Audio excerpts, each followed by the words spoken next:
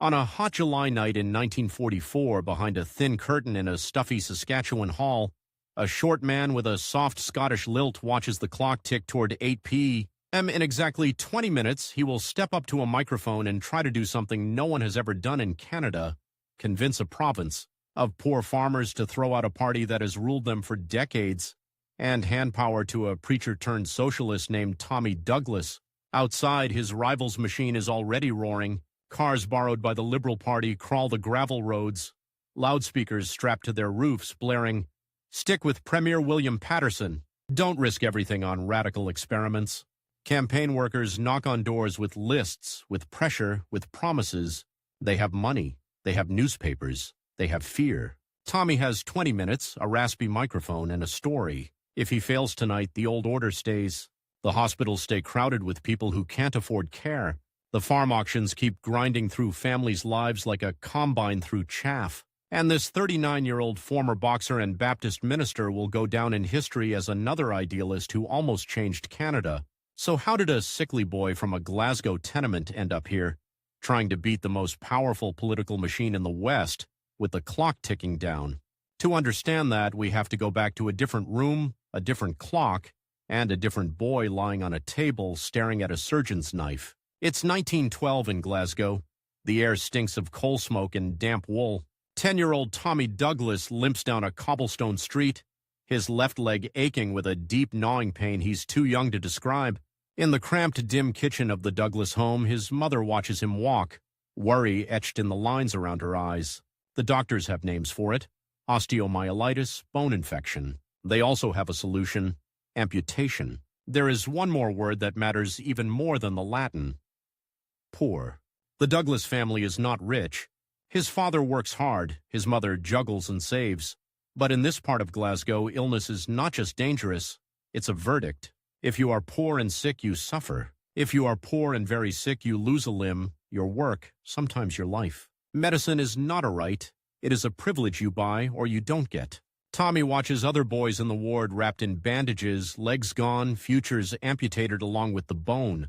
He hears groans at night, sees shadows moving in the gaslight, smells disinfectant and fear. Somewhere down the corridor, a clock ticks steadily, indifferent to the pain it measures. To him, it is all terrifying and unfair. To the adults, it is normal. The first twist in Tommy's life comes in the form of one man who refuses to accept normal. A visiting surgeon, Dr. R.J. Smith, takes an interest in the slight boy with the dark, intelligent eyes. He examines the infected bone, listens to the hospital's plan, and then makes an outrageous offer. "I'm not going to let them take your leg," he tells Tommy. "Not for all the tea in China. There's a condition: the family can't pay. The surgery will be done as a teaching case. Students will crowd around, watching as the doctor operates." Tommy lies on the table, awake enough to sense the room full of strangers leaning in. Cold instruments glint under harsh light. The air smells metallic, like blood and alcohol. Again, that relentless ticking somewhere in the background. If this works, he keeps his leg. If it fails, infection spreads and death or amputation waits on the other side. Tommy doesn't know it yet, but this bargain, one boy's leg in exchange for being useful to medicine, will lodge in his memory like a splinter. He survived because a kind, skilled man decided to make an exception. What about the others, the kids no doctor picked? The operation succeeds. The pain recedes, slowly. The limp never entirely leaves. Every step he takes for the rest of his life carries a faint echo of that hospital corridor, of the system that almost took his leg, because his family didn't have money. Years later, in speeches that will shake parliaments, he will return to that ward and that offer as the origin of his crusade. But at the time, he is just a boy, grateful, limping out of the hospital into a city caught between old poverty and new industrial hope. Then another clock starts running in his life, this time with an ocean in between. The Douglas family dreams of something better, something beyond the smoke-blackened bricks of Glasgow. They are part of a wave, a flood of families pushing out of the old world, chasing rumors of land and work in a cold, young country called Canada. On the docks, as ships groan and ropes creak, Tommy watches his world shrink into a soot-colored line on the horizon. In Winnipeg, the cold is a different kind of harsh. The sky feels enormous. The streets are muddy arteries of a city that has one foot in the 19th century and another in the 20th. Tommy, now a teenager, does what immigrant kids have always done. he hustles. He works in a cork factory. The air is hot, sawdust thick in his lungs. He learns how quickly a boss can fire you if you talk back, how little protection there is for the young, the poor, the foreign. He apprentices as a printer. Ink stains his fingers. Lead dust hangs invisibly in the air. He sees men lose fingers to machines, then lose their jobs because injured workers slow down production. He also sees something new, workers fighting back. On the streets, posters shout about unions. At meetings in church basements and drafty halls, men and women argue about socialism, capitalism, revolution. Tommy slips in at the back, listening. He hears people talk not about charity for the poor, but about rights. Not about begging for help, but about building a world where help isn't charity at all. It's built into the system. In 1919, Winnipeg explodes. The general strike is not a polite, careful protest. It is a citywide stoppage. 30,000 workers walking off the job to demand fair wages and recognition. Streetcars sit dead on their tracks. Telephones fall silent. For 6 electrifying weeks, Tommy watches a city test itself. What happens when those who actually keep it running decide to stop? He is 15. He sees the hope and the fear, hears the rumors of revolution. Then he sees how power reacts. Mounted police charge into crowds. Leaders are arrested. Newspapers scream about Bolsheviks. Strikers are beaten and jailed. Tommy learns another lesson he will never forget. When ordinary people organize, those in power do not surrender quietly. They push back. In those same years, something else grabs hold of him. The pulpit. Tommy's family is religious. The Bible is not an abstract book in their house. It is a guide, a comfort, a lens through which they see the world. But for Tommy, religion becomes something more than private faith. It becomes a stage. He discovers he has a voice. At Brandon College, where he studies to become a Baptist minister, Tommy is small in stature but huge in presence. He reads voraciously. Scripture, economics, politics, the writings of social reformers. He debates with classmates late into the night, the room hazy with pipe smoke and conviction. He is drawn to the social gospel movement, the idea that Christianity is not just about saving souls for the next world, but about building justice in this one. Sunday after Sunday, he climbs into simple wooden pulpits in prairie churches and speaks to farmers who have worked their hands raw. He talks about hope, but not the quiet, passive kind. He speaks of a Christ who overturned tables, not just hearts. He links the Beatitudes to wheat prices, the Sermon on the Mount to hospital bills. A new contradiction tightens its grip on him. In church, he preaches mercy. In the world outside, he sees systems that devour the weak with mechanical indifference. How can a society call itself Christian while letting children go without shoes, while letting families lose their farms to banks, while letting the poor die for lack of medical care? For Tommy, this isn't philosophy. It is lived every time he visits a congregant in a cold farmhouse where the pantry is nearly empty, or sits beside a bed where a mother apologizes for not seeing a doctor sooner because we just couldn't afford it. Meanwhile, he finds another arena where his size doesn't matter, where his limp might as well not exist. The boxing ring. Yes, Tommy Douglas, future Father of Medicare, climbs through the ropes wearing gloves. In smoky small-town halls, under bare bulbs and on rough canvases, he squares off against men taller and heavier than himself. The bell clangs. He dances, light on his damaged leg, knowing that if he's hit cleanly, he's done. He studies faces, looks for openings, learns to think 2 moves ahead. The stakes are win or lose, pain or glory, humiliation or applause. It is more than a sport. It is training. Years later, facing down opponents across the floor of a legislature, he will still be that boxer. Quick, witty, unafraid of a punch. Always looking for the angle, the unexpected line that will drop a giant to the mat. In the meantime, each match teaches him something crucial about himself. He is not afraid of a fight, and he knows how to entertain a crowd. The real fight, though, is coming from outside the ring. The 1930s arrive like a slow-moving disaster. The global economy crashes. The prairie sky, already unforgiving, turns cruel. Drought grips Saskatchewan.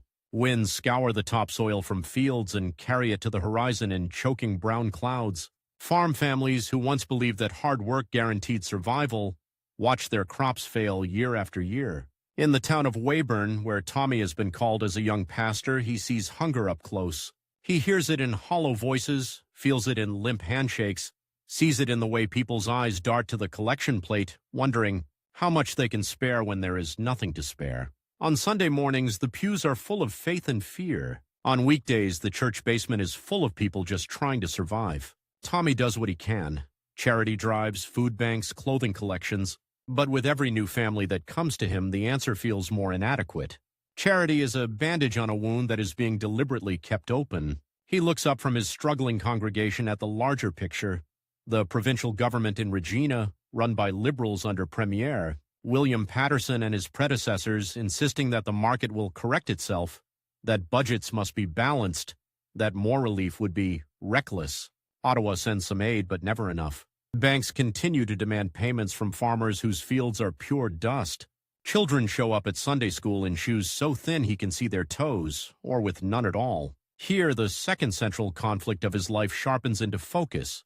Not just poor versus rich, not just sick versus healthy, but ordinary. People versus a political establishment that talks about prudence while families fall apart. He begins to ask himself a dangerous question. Is preaching enough?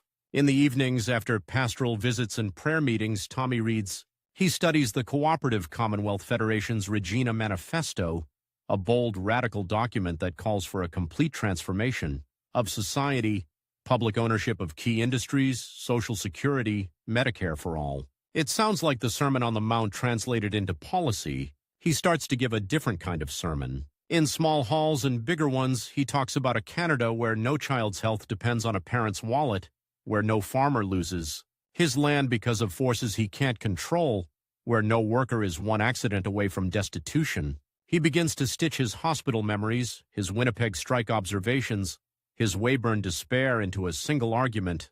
The system itself is unjust, and systems can be changed. Not everyone likes it. Some congregants grumble that they came for comfort, not politics. Local elites whisper that the young reverend is too radical. Political opponents label him a dangerous agitator, and somewhere out there in the comfortable offices of Regina, people aligned with Premier Patterson's government begin to notice the name Tommy Douglas showing up in reports and newspaper columns, attached to phrases like firebrand preacher and socialist sympathizer. A quiet, invisible rivalry begins to grow. On one side, a modest Baptist minister with a limp and a loud conviction. On the other, the entrenched liberal establishment that controls the levers of power in Saskatchewan. They don't know it yet, but they are on a collision course. Then comes the moment when Tommy has to decide, stay in the pulpit or climb into an even more brutal ring. An election is called. The federal scene is shifting, new parties are forming. Old loyalties are weakening under the strain of the Depression. Local CCF organizers in Weyburn and beyond look at Tommy and see something rare, someone who can talk to farmers in their own language, who can blend scripture and economics, who can make the dry bones of policy come alive. They approach him. Reverend Douglas, will you run? The clock starts again, and this time it's political. He thinks about his responsibilities as a pastor. He thinks about the risk to his family, to his reputation. He knows that many voters will never trust a socialist, that newspapers will attack him, that the liberal machine will do everything in its power to crush a CCF upstart before he can gain traction. He also thinks about the children in that Glasgow hospital ward, about the farmers in Weyburn staring at foreclosure notices, about the strikers in Winnipeg chased down by mounted police. He remembers his own leg and the doctor who saved it as a case. He says yes. Suddenly, the rhythms of his life change. Sundays are still for sermons, but evenings and weekends are for campaign meetings. He travels by car and train to one-room schoolhouses and town halls, standing in front of chalkboards instead of altars, drawing diagrams of how a cooperative commonwealth could work. He refines his stories, his jokes, his timing, learning how to hold an audience, how to turn anger into constructive energy. Opponents laugh at first. A preacher, a boxer, a little man with big ideas. Easy to dismiss. Then they hear him speak. Farmers who have never voted anything but liberal begin to murmur to each other after his meetings. You know, maybe he's right. Old party loyalties crack in the dry wind of desperation. The liberal establishment senses the change and responds the way power always does, with attacks, with fear, with warnings that these radicals will destroy everything. In newspaper editorials, in whispered campaigns, another character takes shape. The slick, smiling liberal organizer, the devoted, Defender of the status quo, Tommy's political rival in human form. He promises small, safe reforms as long as the right people stay in charge. He points at Tommy and says, "This man will take away what little you have left." Tommy now faces a new kind of time limit, Election Day. There is a fixed date on the calendar by which he must change thousands of minds in church basements, in barns, on street corners. Every speech is a round in a fight where the referee is history. Every hour he spends in one town is an hour he doesn't have in another. His voice grows hoarse, his limp worsens from the constant travel. Fatigue etches itself into his face, but the stakes make the exhaustion bearable. This is no longer about one boy in a hospital bed. It is about an entire province on a sickbed, being told to just wait it out while the disease of poverty and insecurity runs its course. He wins a federal seat in 1935 and carries Weyburn's hopes to Ottawa, where he takes his first real swings at national power. But even as he stands up in the House of Commons, a small figure in the vast chamber, he knows that the real battle, the one that will decide whether his childhood nightmare becomes other people's everyday reality, will be fought back home against a provincial government determined to hold on. And so, as that July night in 1944 approaches, and the little preacher from Weyburn stands behind a thin curtain listening to the hum of a restless crowd, he is not just a candidate. He is the sum of every clock that has ever ticked in his life, the countdown to an amputation that never happened, the 6 weeks of the Winnipeg General Strike, the endless seasons of drought in Saskatchewan, the hustling years of sermons and speeches. On the other side of that curtain, his rival's name is on posters, the newspapers, the lips of those who fear change. The time limit is brutal and simple. In a few short weeks, on Election Day, Saskatchewan will choose between the old order and a new one, between Premier William Patterson and a man they once knew only as the minister who preached too much about politics. Tommy Douglas takes a breath. The clock creeps closer to 8 p.m. His 20 minutes are almost here. Everything that happened to him, the pain, the dirt, the fights, the prayers, has led to this moment, this looming clash between a system built on exceptions and a stubborn little Scot who believes justice should not depend on luck. He straightens his tie, feels the familiar ache in his leg, and steps toward the light. When Tommy steps into the glare of the hall lights, he discovers something cruel. Winning the room tonight is not enough. He has to win an entire province that has been trained for decades to distrust everything he stands for, and he has only a few weeks left before the ballot boxes close and the door slams shut on his one real chance to change history. The microphone in front of him crackles. The hall in that Saskatchewan town is packed to its fire code and beyond. Men in sweat-darkened shirts stand against the walls. Women fan themselves with folded pamphlets. Kids sit cross-legged in the aisles. Outside, trucks painted with liberal slogans roar past, honking, trying to drown him out even before he speaks. He glances at the big clock at the back of the hall. 8:02 p.m. Too late to back out now. He leans toward the microphone, and when he speaks, the room falls into that strange electric silence that only happens when a crowd realizes that whatever comes next might matter. "Ladies and gentlemen," he begins, his Scottish lilt softened but still there, "you have been told tonight that if you vote CCF, the sky will fall." A ripple of laughter, nervous but real. "I grew up in a place where the sky fell on people every day. We just did not bother to look up." He does not begin with policy. He begins with the boy on the table in Glasgow, the surgeon who made an exception, the children who did not get that chance. He paints it in color, the smell of disinfectant, the fear, the bargain that saved his leg because it was useful to medicine, not because he was a human being with a right to care. As he talks, faces in the crowd relax. They know hospital corridors. They know bargains. They know being at the wrong end of someone else's decision. Then he shifts, quick as a boxer pivoting in the ring. "You have also been told," he says, voice tightening, "that if you give us your trust, we will bankrupt this province. Let me tell you something. I have walked your roads. I have sat at your kitchen tables. I have seen your mortgage papers and your store bills. This province is already bankrupt. Not on paper, but in the lives of people who cannot wait for some trickle-down miracle. This is where the rivalry becomes visible. Because out there, beyond the hall, Premier William Patterson and his Liberal machine are running on one central claim, that they are the only responsible adults in the room. The war is still on. Ottawa is watching. This is no time, they say, to experiment with socialism. Tommy knows their script by heart. He has heard it in every town. We cannot afford grand schemes. We must be cautious. These CCF men are dreamers who will wreck your credit rating. He also knows the truth the Liberals never say out loud. They have had years of drought, years of desperation, years of watching farm families sink under debts like stones in a well. If caution was going to save Saskatchewan, it would have done so by now. He draws a chalk line on the blackboard behind him, a trick he has perfected in dozens of schoolhouses. On this side, he says, tapping the left half, is what you have. Crop failure, medical bills, children leaving the farm. On the other side is what they promise if you stay the course, more of the same with maybe a new slogan on the posters. He pauses, letting the crowd stare at the blank right half of the board. On July 10th, he says softly, you have one day in which you can move that line.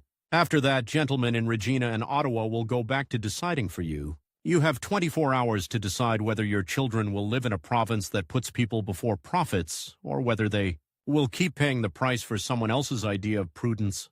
The time limit is not theatrical, it is literal. Election day is a fixed point, as merciless as the clock that once ticked in his hospital ward. In the smoky back rooms of Regina hotels, Liberal strategists push pins into maps, calculating which ridings they can still hold, which they might lose to this stubborn little Scot and his party of school teachers and farmers. They know the CCF is gaining. They know that if the dam breaks now, it may never be rebuilt. So they do what entrenched power always does when it feels the ground shift under its feet. They fight dirty. Across the province, leaflets appear in mailboxes. Some claim that under a CCF government, the state will take away people's farms. Others say that children will be separated from their parents, raised in cold dormitories like something out of a nightmare. In one town, a rumor spreads that Tommy Douglas has sworn to abolish the church and ban the Bible. He is still a minister. The idea hits him like a punch to the gut. He learns about the smear when an elderly farmer, hat twisting in his hands, stands up in the middle of a meeting.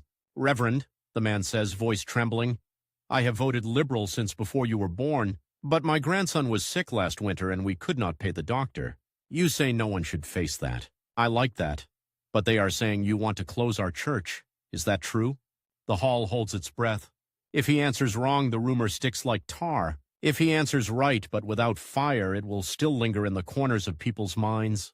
Tommy steps down from the platform, walks up the aisle to the old man, and puts a hand on his shoulder. Sir, he says quietly, so the whole hall has to strain a little to hear. I have been preaching the gospel in this province for over a decade. My wife helps run the Sunday school. I do not want to close your church. I want to make sure that when your grandson is sick, you are not forced to choose between faith and a doctor's bill. Then, with that same boxing instinct that tells him when a man is off balance, he turns and faces the crowd. If there is any church that depends on the Liberal Party for protection, he says, voice rising, then I suggest that church has very little faith in God. The room explodes. Laughter, applause, the slap of hands on knees. A few old men wipe their eyes. The rumor does not vanish, but it retreats. A blow meant to cripple his campaign becomes an opening for him to show exactly who he is. A fighter, yes, but one whose weapons are stories and one-liners instead of fists. Still, the machine grinds on. In Regina, in the cabinet chambers where polished tables reflect the light from high windows, William Patterson studies reports. They say the same thing. Trouble. The CCF is not just a protest. It is organized. It has candidates in almost every riding. It has momentum among farmers who used to be the solid backbone of the Liberal vote. Patterson is not a cartoon villain. He is, in his own mind, a cautious steward. He tells himself that he wants what is best for Saskatchewan. He believes that radical change during wartime is reckless. He looks at Tommy Douglas and sees not a visionary, but a man about to gamble with the province's fragile finances. He also sees, if he is honest, a threat to everything the Liberals have built. Networks of patronage, relationships with banks and businesses, the quiet mutual understanding between government and those who profit most from the status quo. The rivalry between the two men is not a shouting match in a corridor. It is something colder, fought through speeches and policies, headlines and rumors. Patterson hopes that fear of the unknown will beat hope for the untried. Tommy bets his entire life that it will not. As July 10, 1944 approaches, the campaign takes on the breathless tempo of a race against an oncoming storm. Days blur. Tommy wakes in one town, speaks at noon in another, finishes the night in a third. He travels so much that he sometimes wakes up unsure which road lies outside his window. His suits grow shiny at the elbows. His voice frays. The old injury in his leg flares with white-hot pain when he stands too long. On the last Sunday before the vote, he preaches a sermon in Weyburn. The church is packed. Some have come to pray. Some have come to see if the rumors about their socialist minister are true. He chooses his text carefully. The parable of the talents. A master leaves his servants in charge, he says. To one he gives 5 talents, to another 2, to another 1, each according to his ability. 2 of them go and use what they have been given. 1 buries it in the ground out of fear. He lets the image hang there. Buried potential, wasted opportunity. My friends, he says, Saskatchewan has been given talents. Rich soil, hard-working people, courage. And yet our governments have buried us in fear and caution. This Tuesday you must decide. Will we keep our province in the ground, or will we risk using what we have for something better? The line between sermon and stump speech dissolves. In the pews, heads nod. Out on the street afterwards, someone mutters, if that man can't move this province, no one can. Election day dawns bright and deceptively calm. In towns and farmsteads, kitchen radios crackle with instructions. Polls open at 8. Names are checked off lists. Pencils scratch in booth after booth. For most people, the act itself takes seconds. For Tommy, each X on a ballot is another tick of a clock he cannot see. In Regina, Liberal workers knock on doors, repeating the same refrain. Do you really want to hand power to radicals in the middle of a war? In rural ridings, CCF volunteers drive voters to polls in battered trucks that look like they might fall apart before they arrive. Children watch their parents dress in their Sunday-best coats to walk the dusty road into town. By late afternoon, the tension is a physical thing. In the CCF headquarters, a ghostly little office in Regina, the phones begin to ring with preliminary numbers. One of Tommy's aides scribbles tallies on a blackboard. At first, no one yells. They have been disappointed too often to trust the first few encouraging calls. Then the pattern appears. We are ahead in Moose Jaw, someone says, disbelief heavy in his voice. Moose Jaw? Another repeats. We never take Moose Jaw. More calls, more numbers. Rural ridings that were supposed to be rock-solid Liberal are turning orange on the board as CCF leads stack up. Seats in the north, seats in the south, seats no one thought were even competitive. The Liberal fortress is not only cracking, in some places it is collapsing. In the government offices across town, Patterson receives the same reports from the opposite side. There is no way to spin them. This is not a bad night. This is a rout. By the time the polls close and the last boxes are sealed, the outcome is clear enough that the radio announcers do not bother with suspense.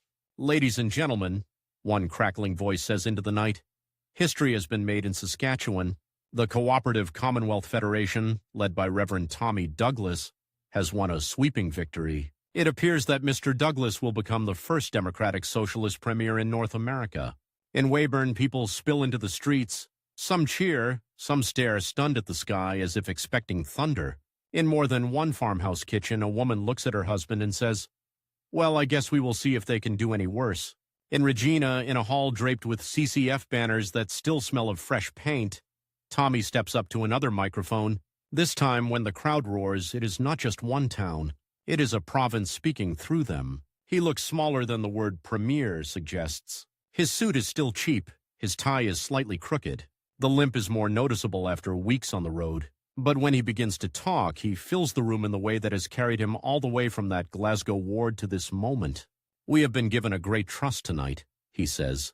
We have been given the opportunity to show that democracy can be used not just to change governments, but to change the conditions under which people live. He pauses, then adds a sentence that cuts through the celebration like a warning bell. We have 4 years, he says quietly. 4 years to prove that a government can serve ordinary people better than the old parties ever did. If we fail, they will say socialism failed, not just here but everywhere. That is the time that has been given to us. The room shivers. The time limit has just reset, larger but no less real. The election is over, but the clock has only moved to a new face. The next morning, Tommy walks into the legislative building as Premier Designate. The building itself is grand, white stone set against prairie sky, corridors that echo with the footsteps of men who have always looked a certain way, talked a certain way, believed certain things about who should rule and who should obey. Civil servants watch him pass with carefully neutral expressions. Some are curious, some are wary, Some have already told their families that this new experiment cannot last. He steps into the premier's office, a room that has never in its history been occupied by someone like him. A socialist, a former boxer, a preacher who still thinks in parables. The desk is large. The leather chair is the kind that makes a small man look even smaller. On that desk are folders, debt figures, reports on hospitals that are overcrowded and underfunded, notes on rural electrification. Entire stretches of the province still live by lantern light while the cities glow. Letters from doctors warning that any attempt to expand public health care will be resisted vigorously. Memos from business interests making it clear that if he interferes too much with their profits, they will take their money elsewhere. Victory, he realizes, is a hinge, not a finish line. The door has swung open just enough to step through, and on the other side is a maze of problems that have been neglected for years. There is another twist, one he did not fully expect. Some of the strongest resistance comes not from the defeated Liberals, who are licking their wounds on the opposition benches, but from institutions that do not appear on any ballot. Boards of trade, medical associations, utility companies, men who have never had to obey a government that did not think first of their interests. They cannot vote him out tomorrow, but they can stall, they can threaten, they can whisper to Ottawa, to banks, to anyone who will listen. This province is now run by radicals. Do not trust them. The rivalry with Patterson turns into something more abstract, but even more dangerous. It is no longer just Douglas versus Patterson. It is Douglas versus every expectation about what a responsible government should look like. The defeated premier becomes, in a way, the living reminder of the safe, cautious path the province has just abandoned. Tommy gathers his cabinet, a group of men and women who, for the most part, have never held power beyond a school board or a church committee. They sit around the table, some still stunned, some already itching to get to work. He tells them the truth. "We will not get a second chance," he says. "Every mistake we make will be magnified. Every success will be minimized. We must move quickly enough to prove that change is real, but carefully enough that we do not give our enemies the excuse they are waiting for." On one wall of the room, a clock ticks steadily. It sounds to Tommy like the same clock that once measured the seconds before a surgeon's knife cut into his infected bone. Back then, if the operation failed, he would lose his leg. Now, if this operation fails, if this government squanders its mandate or retreats in fear, an entire generation may lose faith in the idea that democracy can deliver more than speeches and slogans. He looks out the window at the flat, stubborn land that made him who he is. Somewhere out there, farmers are still checking the sky, wondering about rain. Mothers are still counting coins before calling a doctor. Children are still growing up with the same mixture of hope and fear that once filled a 10-year-old immigrant boy in a Glasgow hospital. He has won the right to try to change that. Nothing more, nothing less. The campaign is over. The real fight is about to begin. The real fight is about to begin. It will not look noble. It will look like locked clinic doors and empty waiting rooms. It will look like hand-painted signs that scream, "Keep our doctors free," and a small preacher premier being called a dictator because he wants to make sure no child ever has to bargain for a leg the way he once did. But that is years away. For now, the battle starts with paper. On his first full day at the big desk, Tommy sorts the folders into two piles: urgent and impossible. Hospitals, electricity, roads, debt, farm foreclosures, school funding. The urgent pile is higher. The impossible one whispers to him more loudly. He has 4 years. 4 years before the next election. 4 years in which the province will decide whether this experiment in democratic socialism was a mistake, a miracle, or a brief embarrassing phase. He calls in his cabinet. Most of them still look like what they were a month ago. Teachers, farmers, shopkeepers who used to sit in the back row of community halls. Now they sit at a polished table under a chandelier that has heard nothing but liberal voices for decades. "We start where people live," Tommy says. "In the dark, in debt, in fear of getting sick. Rural electrification first. It is not glamorous, but it is political dynamite. Private power companies have decided that stringing lines to distant farms is not profitable. For generations, farmers have cooked by lantern and delivered babies under the yellow flicker of kerosene. You want to nationalize the power companies," a senior civil servant says, careful, skeptical. "The banks will howl. Business will say we're Bolsheviks." "Let them howl," Tommy answers. "People do not eat bank opinions. They eat food grown by farmers who should not have to milk cows in the dark. The plan is brutal in its simplicity. The province will create a public utility, Sask Power, buy out the private firms, and run lines into every corner of Saskatchewan. It will cost money they do not really have.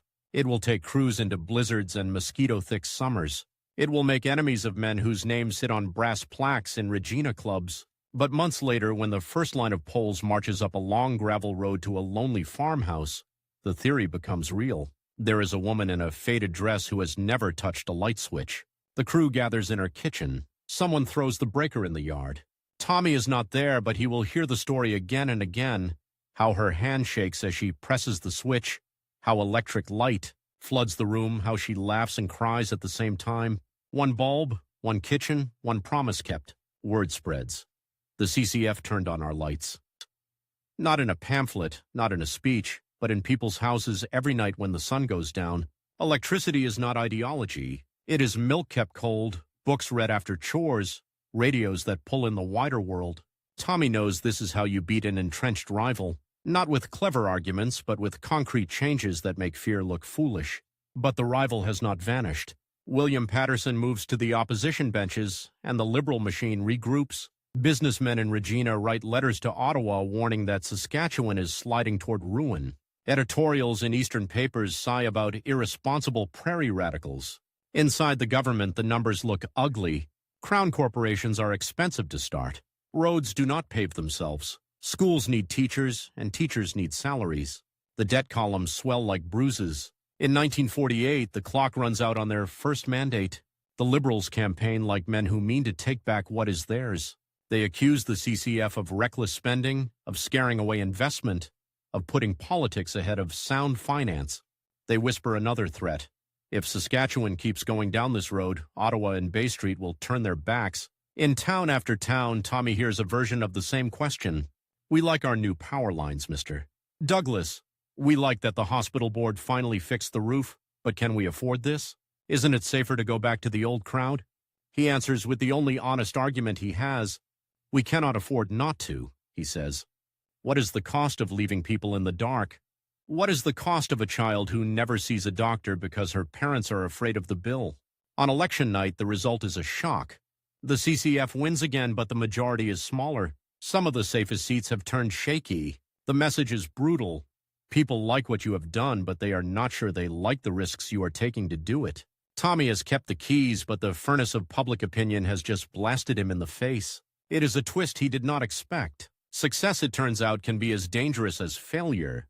Too much change too quickly, and even grateful voters flinch. He takes the lesson to heart. He does not stop, but he recalibrates. Every major decision now has two columns, moral urgency and political survival. If the first is high enough, he is willing to gamble the second. But he cannot gamble it on everything, or the experiment dies on the table. There is one area where the moral urgency column is always full: health. He starts small, by his own standards. Hospital insurance. Saskatchewan will be the first jurisdiction in North America to guarantee that if you need to go into hospital, the bill will not break you. Not private charity, not patchwork relief, but a provincial plan. He can still see that Glasgow ward when he explains it to his caucus. In my boyhood, some children got the operation and some did not, he says. Not because they were less sick, because they were less useful to science. I will not lead a province where a sick child's chances depend on whether her father has cash or chickens. Chickens. He has seen them clucking in the backs of cars carried to doctors as payment. He has seen IOUs crumpled in calloused hands, men staring at the floor while they offer to work off a debt they will never really clear. In 1947, the hospital plan launches. There are lines, confusion, bureaucratic snarls. There is also something close to relief in the faces of families who walk into hospitals without fear for the first time. But hospital beds are only half the battlefield. The surgeon's knife is useless if you cannot afford to see the doctor who decides you need it. Tommy knows where this road leads. He has already walked part of it in his mind. In 1944, as the war ends, he travels to Britain. London is a city of bomb scars and ration lines, but it is also where a Welsh coal miner named Aneurin Bevan is building something audacious, a national health service, free at the point of use. Tommy tours hospitals, talks with officials, listens in crowded corridors to working-class Londoners explain what it means to see a doctor without a wallet check. He returns to Saskatchewan with his head full of British arguments and his heart burning. Hospital insurance is no longer enough. He wants a full medical care plan, doctor's visits, tests, treatments, all covered by a public system. He also returns to a different kind of storm. The war is over. A new war is beginning. In newspapers and on radios, a new word is thrown around like a curse: communist. The fact that the CCF is democratic, parliamentary, and rooted in churches and co-ops does not matter to people who have decided that any talk of public ownership is a slippery slope to Moscow. Opponents do not just call him a socialist now. They call him a threat to freedom itself. It is a fight he refuses to dodge. He stands up in the Saskatchewan legislature and introduces a provincial Bill of Rights, the first in Canada. It protects freedom of speech, religion, assembly. It limits discrimination by race and religion at a time when such things are considered, at best, a nuisance. The irony is sharp. While his enemies paint him as an enemy of liberty, he is writing it into law. The rivalry shifts shape. It is no longer just Douglas versus Patterson. It is Douglas versus a story about what free means. In that story, freedom is the right of businesses to operate without interference, of doctors to charge what they wish, of insurance companies to profit from fear. In his story, freedom includes freedom from hunger, ignorance, and untreated illness. Throughout the 1950s, the work continues, steady and grinding. More farms get electricity. More roads get paved. Cooperative life insurance, public bus lines, telephone networks, a veterans' land program, labor laws that protect workers from capricious bosses. It is as if someone is quietly rearranging the plumbing of the province while the rest of the country flies over on its way from Montreal to Vancouver and barely notices. Yet the big idea, the dangerous one, will not leave Tommy alone: Medicare. By now he is not young. The limp is worse on cold days. The hours in cabinet, in caucus, in smoky meeting halls have carved bags under his eyes. He feels every election as a shot clock. 4 more years, if voters let him. 4 more years in which to push the healthcare plan over the line before age, illness, or defeat takes him off the board. There is another complication: doctors. Unlike power companies or railway firms, doctors are not an easy enemy to cast. People trust them. They deliver babies, set broken bones, sit at bedside in long nights. When word spreads that the Premier wants a government healthcare plan, many physicians hear a simpler, more frightening sentence: he wants to make us civil servants. Medical associations pass resolutions denouncing socialized medicine. Pamphlets appear, warning that if government pays doctors directly, quality will collapse, good physicians will flee, patients will be reduced to numbers. Some call it the first step toward tyranny. Tommy meets delegations of white-coated men with serious faces. "Premier," one of them says, "you are asking us to surrender our independence." "No," he answers. "I am asking you to accept that the right to care is more important than the right to send a bill." Behind the scenes, cabinet colleagues urge caution. They remind him of 1948. They remind him of debt, of credit ratings, of Ottawa's nerves. Some are simply afraid. He listens. He compromises on details. But he will not scrap the goal. Then a new twist and a new time limit. By the end of the 1950s, it is clear that if Canada is ever going to get a national Medicare program, Saskatchewan cannot do it alone and forever.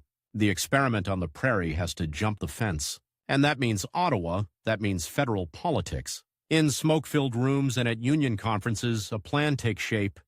The aging CCF will join with organized labor to form a new national party, the New Democratic Party, and they want Tommy Douglas to lead it. It is a proposal soaked in risk. To accept, he will have to step down as premier, walk away from the province he has rebuilt, and throw himself into federal politics, where his brand of prairie socialism has never won a single national election. He agonizes. The clock inside him ticks louder. Stay and maybe finish Medicare in Saskatchewan. Go and maybe win it for the whole country, if he can survive in Ottawa long enough. He chooses the bigger gamble. In 1961, he announces that he will resign as premier to seek the leadership of the new NDP. In the Saskatchewan legislature, his farewell speech is part sermon, part thank you note, part rallying cry. "If we have proved anything," he tells the Assembly, "it is that a small province can do big things. Now we must see if a small party can make a big country do the same." There are tears. There is applause from benches that used to hiss his name. Even some liberals stand Rivalry has its own code. They recognize a man who changed the rules. He wins the federal leadership on the first ballot. The cameras love the story. The fiery little preacher from the plains stepping onto the national stage. For a moment, it looks like the trajectory is simple. Up, up, up. Then the next election comes, and the country reminds him that trajectories are rarely neat. In the 1962 federal vote, the new NDP under Tommy Douglas fails to make the breakthrough he hoped for. Worse, he loses his own seat. On a single night, the man who had been premier for 17 years becomes technically unemployed. The narrative flips. The press writes first drafts of his political obituary. Prairie prophet rejected, one headline sneers. But while the country is measuring his political grave, something else is happening back home. Saskatchewan has passed the Medical Care Insurance Act, Tommy's blueprint, under his successor Woodrow Lloyd. The start date is fixed, July 1st, 1962. Canada Day, a deadline as hard as any election day clock. Doctors organize. They form committees, raise money, print broadsheets. They warn patients that if the plan goes ahead, many physicians will leave, and the province will be flooded with inferior replacements. They call it the end of the doctor-patient relationship. A government negotiator's stall. The date looms. July 1st is not just a line on a calendar now, it is a cliff. When the morning comes, the twist becomes visible to everyone. Thousands of Saskatchewan doctors close their offices. Some leave for other provinces. Others stay but refuse to work under the government plan. Waiting rooms that were full are suddenly empty. Hospitals scramble to find staff. The government flies in doctors from Britain and elsewhere to keep basic services running. Picket lines form outside clinics, white coats on the sidewalks instead of in examining rooms. The world's press descends on a province it usually ignores. They film farmers driving past "Keep Our Doctors Free" signs to get to emergency rooms staffed by strangers. They broadcast interviews with furious physicians and worried mothers. In Ottawa, federal politicians watch, relieved and terrified. Relieved that the fight is not on their doorstep yet. Terrified that if it goes badly, the idea of national Medicare might die for a generation. In the middle of this, Tommy Douglas steps back into the frame. He flies to Saskatchewan, no longer premier, not yet securely anchored in federal politics, but still the face people associate with, the idea that is tearing their province apart. On radio and in packed halls, he pleads for calm. This is not a war between doctors and patients, he says. This is a dispute about how we pay for care. Our doctors are not our enemies, but neither is a sick child whose parents cannot afford to see them. Behind the scenes, quiet talks begin. Compromises are hammered out in hot rooms late at night. Doctors will keep control over clinical decisions. There will be joint committees. Grievances will have channels. The government will not back down on the principle of universal coverage. After 23 days, the strike ends. The plan survives. The images linger. Picket lines gone, doors open again. Stethoscopes back where they have always belonged.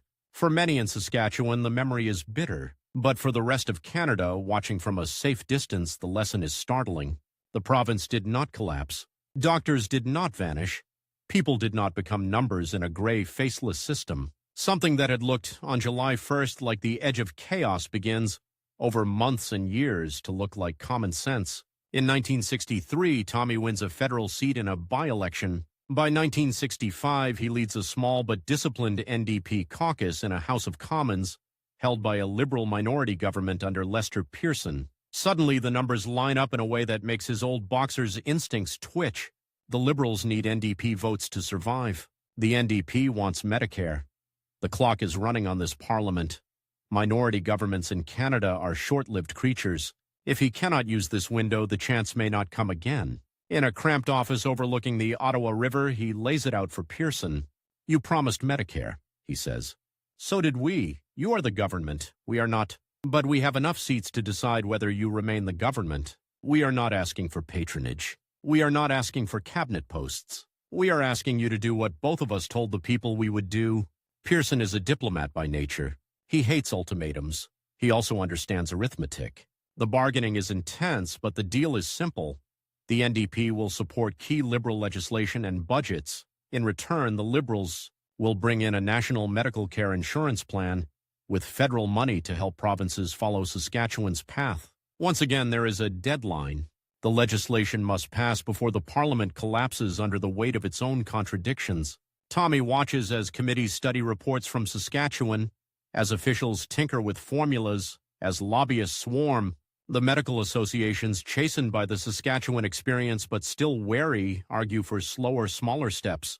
Business groups mutter about taxes. Old rivals from his prairie days reappear in new suits as professional skeptics. He knows these rhythms now. Promises, fear campaigns, hard numbers, last-minute amendments. He also knows that in the end it comes down to a vote. On a July day in 1966, the House of Commons debates the Medical Care Act.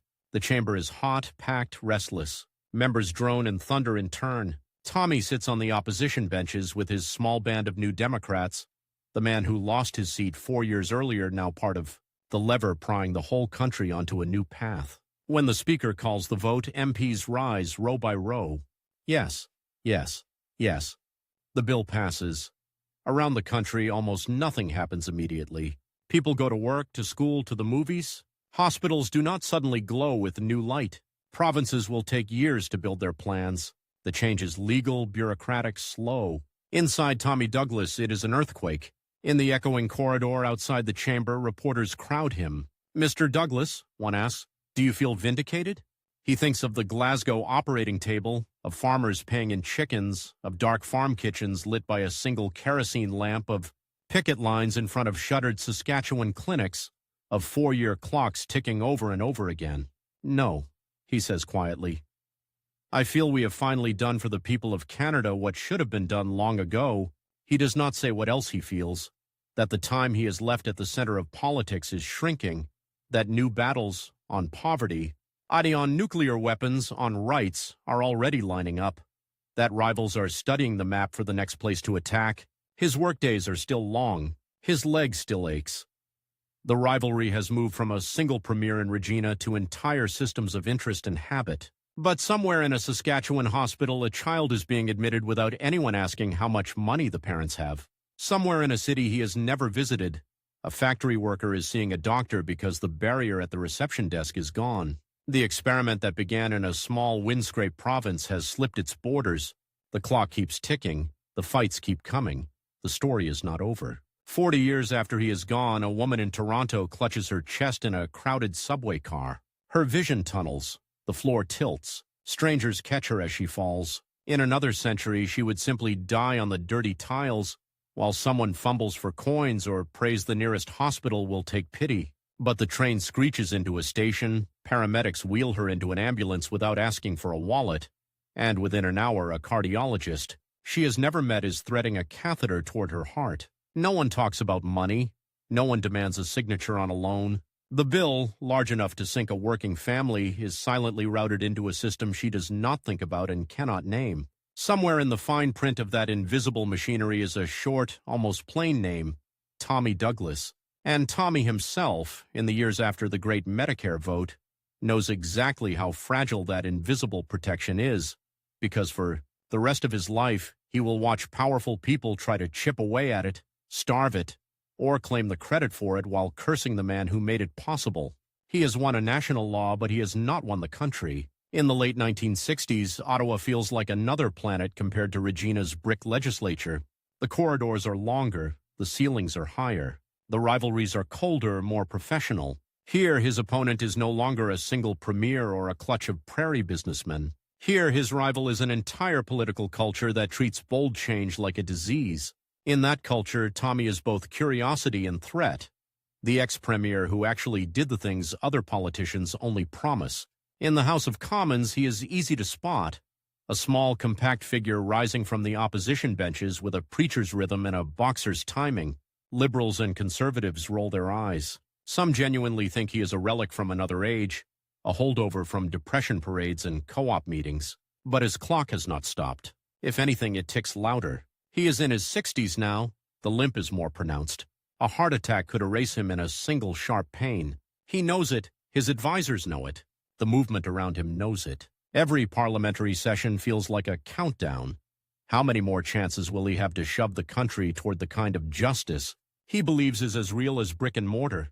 And there is a new rival in the ring. Pierre Trudeau arrives in Ottawa with a rose in his lapel and a philosophy degree in his briefcase. He is charismatic, photogenic, intellectual, a liberal who talks about the just society with a confidence that makes editorialists swoon. To many voters, it looks like the establishment has finally stolen Tommy's lines and rehired them with better tailoring. For Tommy, this is both victory and insult. On one hand, a sitting prime minister is borrowing the moral language he used to deliver in empty prairie halls. On the other, the party that fought him for decades now sells a watered-down version of his program as if it were their birthright. The rivalry is personal and structural at once. The old prairie socialist who built a working model versus the new cosmopolitan centrist, who can sell the idea without terrifying Bay Street. Tommy does not have Trudeau's French or his spin team. What he has is a record and a conscience that will not let him sit quietly while the state he helped build is used to crush the very freedoms he wrote into law. The test comes in October 1970. Quebec is tense. A radical group, the Front de Libération du Québec, has been setting off bombs and now kidnaps a British diplomat and a provincial minister. Fear spikes. Headlines scream crisis. The country feels like a tight wire pulled between panic and pride. Trudeau responds with something no English-speaking Canadian has ever seen. The War Measures Act in peacetime. Tanks roll through Montreal. Soldiers stand guard on city corners. Police raid homes in the middle of the night. Hundreds of people are arrested without charges. Artists, activists, union organizers, anyone on the wrong list at the wrong time. On television, a reporter challenges Trudeau about civil liberties. "How far are you willing to go?" the journalist asks. "Just watch me," the Prime Minister answers. The phrase thrills some, chills others. To many Canadians, it sounds like resolve. To Tommy Douglas, listening from the opposition benches, it sounds like a siren. In the House of Commons, as MPs line up to endorse emergency powers, he reads the bill like a man checking a trap for hidden teeth. He knows how fear can be used to justify abuse. He has seen it in Glasgow, in wartime, in the Red Scare hysteria that tried to paint his own party as traitors. When the vote comes, he does something that will earn him more hatred than anything since the doctors' strike. He stands and says no. While the governing Liberals and most of the Conservative opposition vote to suspend basic rights, Tommy Douglas and the NDP refuse. He warns that once you normalize soldiers in the streets and arrest without charges, you teach the state habits it will not easily unlearn. Newspapers explode. Cartoonists draw him shaking hands with terrorists. Columnists accuse him of coddling extremists. Old enemies in Saskatchewan, now wearing federal titles, nod knowingly and whisper to each other that this is what you get from a man who never trusted law and order in the first place. The rivalry has shifted again. Douglas versus fear itself, with a glamorous prime minister as its chosen voice. It costs him. In a country frightened of bombs, nuance loses. But time has a long memory, and the clock that seems to count against him in the moment will, in the end, turn his lonely stand into something else. A warning preserved on yellowing newsprint that liberty is easiest to surrender when you are most afraid. He does not live long enough to see statues erected to guys who once voted to lock people up on suspicion alone. What he does see is the way issues change shape but never really die. By the early 1970s, he is no longer the federal leader. The NDP chooses David Lewis to replace him, then Ed Broadbent later. Tommy steps back from the front line, but not out of the war. He remains an MP, then a kind of roaming elder statesman, called to speak when the subject is justice and the room is full of people. Who need reminding that Medicare did not fall out of the sky? He chooses a new battlefield, nuclear weapons. In the shadow of the Cold War, he looks at the stockpiles of bombs, each one capable of turning a city into a crater, and feels the same moral nausea that once sent him after private power companies and hospital bills. What good is universal health care on a planet that might vaporize itself in half an hour? He tours, he speaks, he thunders in smaller halls now. Church basements, peace rallies, union conventions. He warns that a world bent on nuclear suicide is not a world in which social justice has any meaning. It is the same sermon, really, just aimed higher in the sky. Rivals mock him. Hawks in Ottawa call him naive. Defense analysts, comfortable in offices with polished desks, talk about deterrence while charts glide across projectors. Tommy talks about pictures of Hiroshima, burned shadows on concrete where people once stood. The contrast is brutal. Clean logic versus charred flesh. Again, there is a clock. Each missile test, each crisis between Washington and Moscow feels like another second ticking down. He knows he cannot disarm the superpowers with speeches, but he also knows that silence would make him complicit. And if he has learned anything in a life that began in a Scottish slum and passed through every level of Canadian politics, it is that complicity grows in quiet rooms. At home, the quieter rivalries are more insidious. As Medicare expands across Canada, governments of various stripes look at their budgets and see a tempting target. A few percentage points shaved here, a new user fee floated there, a cut framed as efficiency. The words are different in every decade, but the move is the same. Shift the balance back toward private profit and away from shared risk. Tommy watches provincial premiers, some liberal, some conservative, some even calling themselves social democrats, complain about the cost of a system that does not send people into bankruptcy for getting sick. He hears them argue that maybe the private sector can help take the strain off public hospitals. He recognizes the tune. The lyrics have changed, but the backing track is older than he is. His rival is no longer a single person across the aisle. It is a committee report, a cost-cutting measure, a think tank paper dressed in footnotes. It is the slow erosion of memory. In speeches, he begins to sound like a man standing on a shoreline pointing to the ocean. Do not let them tell you this was a gift from above, he warns. It was built because ordinary people fought for it. And what people built, people can lose. The time limit that matters now is not a 4-year mandate or a parliamentary session. It is his own pulse. In the late 1970s, the body that has carried him through fistfights, factory floors, marathon debates, and campaign trails starts to fail. There are hospital rooms now where he is not the visitor or the legislator, but the patient. Heart troubles, fatigue that does not lift, a diagnosis of cancer creeping through his body like an enemy army. The irony is as sharp as anything in his story. The man who fought to make sure no one would be priced out of care now tests his own system from the inside. There are no bills stacked at his bedside, no forms asking for proof of income. Nurses hook up IV drips as casually as they once handed him microphones. Doctors order tests without checking whether he can pay.